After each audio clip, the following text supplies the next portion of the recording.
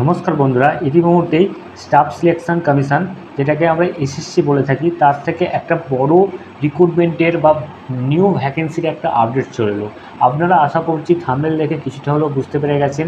তো আপনাদের সামনে আজকে পুরোপুরি ডিসকাস করব যে আপনাদের যে নিউ ভ্যাকেন্সিটা এসছে জিডিএস কনস্টেবলের ক্ষেত্রে, আপনাদের যে ভ্যাকেন্সিটা আছে সেই ভ্যাকেন্সিটা নিয়ে বিস্তারিত আলোচনা করব। আপনাদের কবে থেকে ফর্ম ফিল আপ স্টার্ট হচ্ছে এবং ফর্ম ফিল আপের লাস্ট ডেট কবে এবং অ্যাপ্লিকেশান ফিস কত লাগবে এবং কোন কোন পদে রিক্রুটমেন্ট করা হচ্ছে, এ টু জেড বিস্তারিত এই ভিডিওর মাধ্যমে বলে দেবো। তো যারা এখনও পর্যন্ত বেঙ্গলি নিউ আপডেট চ্যানেলটিকে সাবস্ক্রাইব করেনি, অতি অবশ্যই চ্যানেলটিকে সাবস্ক্রাইব করে পাশে থাকা বেল আইকনটি ক্লিক করে অল অপশানটি অন করে দিন, যাতে এই রকম নিত্য ভিডিও সবার আগে পেতে পারেন। তো চলুন বন্ধুরা, কথা বাড়িয়ে লাভ নেই, ভিডিওটা শুরু করা যাক।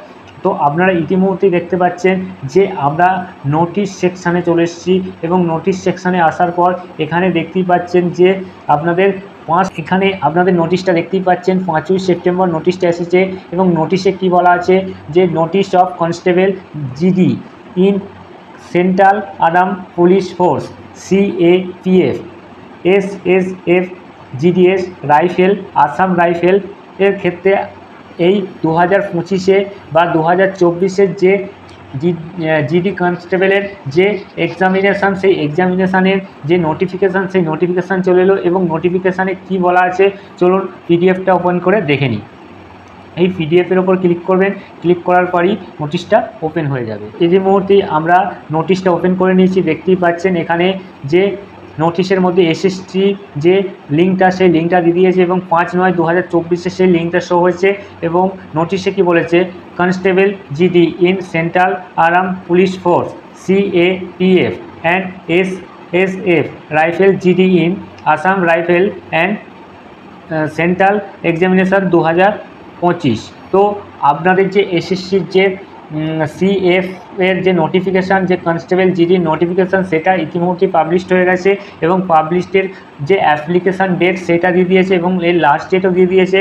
এখানে অ্যাপ্লিকেশানের ডেট দিয়েছে 5/9/2024 থেকে 14/10/2024 পর্যন্ত এখানে অ্যাপ্লাই করতে পারবে। তাহলে লাস্ট ডেট এখানে 14/10/2024 এবং লাস্ট ডেট এবং পেমেন্ট করার ডেট লাস্ট 15/10/2024 পর্যন্ত এখানে পেমেন্ট করতে পারবেন এবং কারেকশান এবং এডিটিংয়ের ডেট হচ্ছে 5/11/2024 থেকে 7/11/2024 পর্যন্ত এখানে এডিট বা কারেকশান করতে পারবে এবং এখানে টেন্টেটিভ এক্সামিনেশান বা কম্পিউটার বেসড এক্সামিনেশান হলো যে জানুয়ারি টু ফেব্রুয়ারি 2025, মানে 2025-এ জানুয়ারি বা ফেব্রুয়ারির মধ্যে এই এক্সামিনেশানটা হবে, সেটাই বলেছে। তারপরে কী বলেছে এখানে যে কোন কোন পোস্টে রিক্রুটমেন্ট করা হচ্ছে এবং যে এসসি এসটিদের ক্ষেত্রে কত ভ্যাকেন্সি আছে এবং এদের পে লেভেল কত আছে।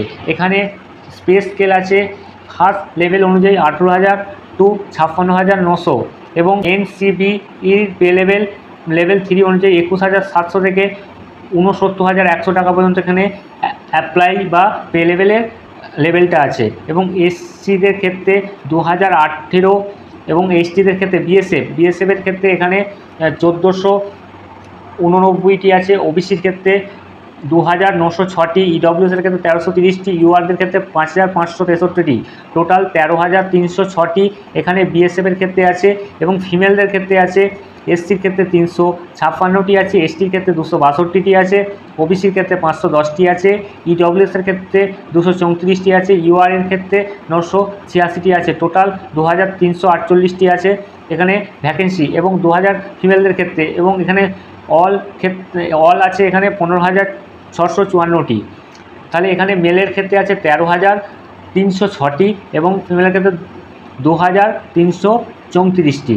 তারপরে সিআইএসএফের ক্ষেত্রে আছে এসটির ক্ষেত্রে 959টি, এসটির ক্ষেত্রে 687টি, ওবিসির ক্ষেত্রে 1,420টি, ইডব্লিউএসের ক্ষেত্রে 644টি, ইউআরের ক্ষেত্রে 2,720টি, টোটাল 6,430টি ভ্যাকেন্সি আছে মেলের ক্ষেত্রে এবং ফিমেলের ক্ষেত্রে এসটিদের ক্ষেত্রে আছে 106টি, এসটিদের ক্ষেত্রে 71টি, ওবিসির ক্ষেত্রে 156টি, ইডব্লিউএসের ক্ষেত্রে 74টি, ইউআরের ক্ষেত্রে 308টি, টোটাল এখানে আছে 715টি এবং টোটাল ভ্যাকেন্সি মেল এবং ফিমেল মিলিয়ে 7,145টি ভ্যাকেন্সি আছে সিআইএসএফের ক্ষেত্রে। তারপর পিএফের ক্ষেত্রে আছে 1,600 81টি, এসটি ক্ষেত্রে আছে 1213টি, ওবিসির ক্ষেত্রে আছে 2510টি, ইডব্লিউএসের ক্ষেত্রে 1130টি, ইউআরের ক্ষেত্রে 4765টি। টোটাল এখানে 11,299টি আছে এবং ফিমেলের ক্ষেত্রে আছে 34টি, এসটি ফিমেলের ক্ষেত্রে 20টি, ওবিসির ক্ষেত্রে 53টি, ইডব্লিউএসের ক্ষেত্রে 19টি। টোটাল এখানে 116টি আছে ভ্যাকেন্সি, বা এখানে ইউআরের ক্ষেত্রে 116টি মিলে টোটাল আছে 242টি আছে। এখানে গ্রেড আছে 11,541টি।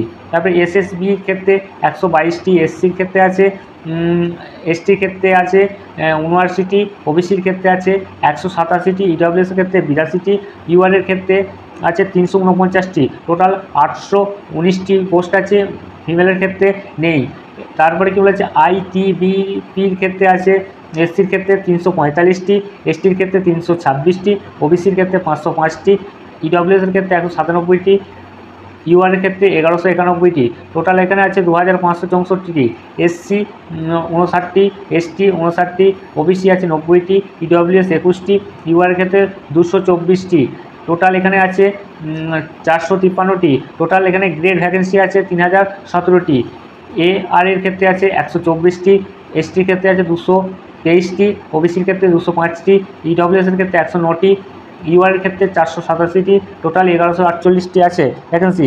এসটির ক্ষেত্রে আছে 9টি, এসসির ক্ষেত্রে 9টি আছে, এসটির ক্ষেত্রে আছে 21টি, ওবিসির ক্ষেত্রে 16টি, ইডব্লিউএসের ক্ষেত্রে 6টি, ইউআরের ক্ষেত্রে 48টি। টোটাল এখানে ভ্যাকেন্সি আছে 11টি ফিমেলের ক্ষেত্রে এবং টোটাল ভ্যাকেন্সি 1248টি ভ্যাকেন্সি আছে। তারপরে আছে এসএসএফ এর ক্ষেত্রে, এসটির ক্ষেত্রে 5টি, এসসির ক্ষেত্রে 3টি, ওবিসির ক্ষেত্রে 9টি, ইডব্লিউএসের ক্ষেত্রে 4টি, 14টি ইউআরের ক্ষেত্রে। টোটাল 35টি আছে, ফিমেলের ক্ষেত্রে 0।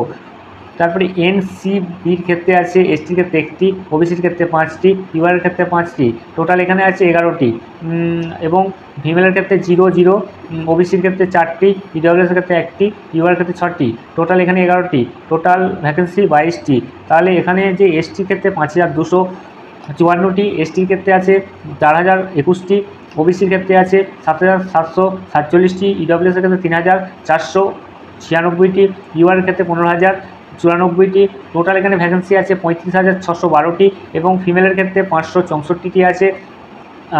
এসটির ক্ষেত্রে আছে 433টি, ওবিসির ক্ষেত্রে আছে 829টি, ইডব্লিউএসের ক্ষেত্রে 355টি, ইউআরের ক্ষেত্রে 1688 এবং টোটাল আছে 3869টি এবং টোটাল ভ্যাকেন্সি 29,481টি।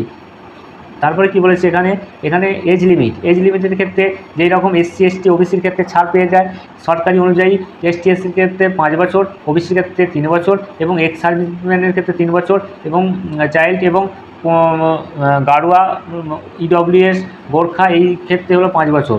তারপরে এখানে অ্যাপ্লিকেশান ফিজের ক্ষেত্রে আছে 100 টাকা এবং আপনারা যে ফর্ম ফিল আপ করবেন সেই ফর্ম ফিল আপের ক্ষেত্রে আপনাদের যে প্রসিডিওর আছে সেটা স্টেপ বাই স্টেপ আমি নেক্সট ভিডিওর মাধ্যমে দেখিয়ে দেবো এবং এটা শুধুমাত্র নোটিফিকেশান নিয়ে বিস্তারিত আলোচনা করলাম এবং আপনার যে এজ লিমিট আছে এজ লিমিটের ক্ষেত্রে 1/1/2025 আপনাদের অনুযায়ী আপনাদের এখানে হিসেব করা হবে এবং অবশ্যই ম্যাট্রিকুলেশন পাস চাই, মানে 10 পাস করে থাকলে আপনারা এই ফর্মটা অ্যাপ্লাই করতে পারবে এবং এক্সট্রা কোনো কোয়ালিফিকেশান চাইনি।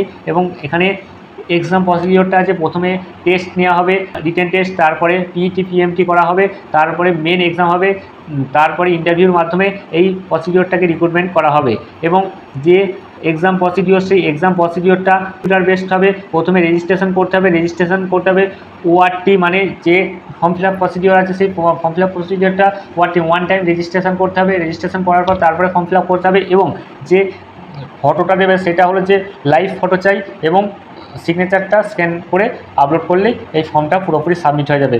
নেক্সট ভিডিওর মাধ্যমে স্টেপ বাই স্টেপ আপনারা কীভাবে এসএসসি জিডির ক্ষেত্রে ফর্ম ফিল আপ করবেন সেটা স্টেপ বাই স্টেপ দেখিয়ে দেবো, আর কীভাবে আইডি ক্রিয়েট করবেন, কীভাবে আপনারা ফর্মটা ফিল আপ করবেন সেটা ডিসকাস করে দেবো। তো অতি অবশ্যই বেঙ্গলি নিউ আপডেট চ্যানেলের সঙ্গে জুড়ে থাকুন এবং চ্যানেলটিকে সাবস্ক্রাইব করে পাশে থাকা বেল আইকনটি ক্লিক করে অল অপশানটি অন করে রাখুন যাতে এইরকম নিত্য নতুন ভিডিও সবার আগে পেতে পারেন। নমস্কার।